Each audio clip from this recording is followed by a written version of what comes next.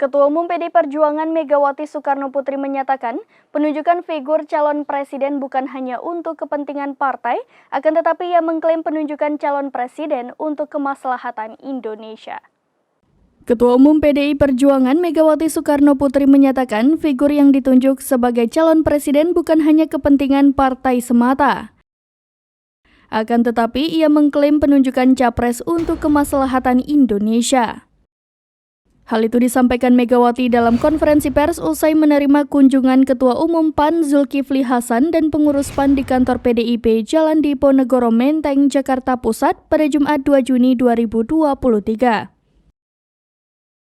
Presiden kelima Republik Indonesia itu menyatakan pemilihan Ganjar sebagai capres juga diklaim bukan kepentingan partai. Akan tetapi ia tidak menampik Ganjar sempat diminta untuk mengakui sebagai petugas partai. Megawati pun mengaku senang Ganjar patuh untuk mengakui penunjukannya sebagai capres hanya sebagai petugas partai.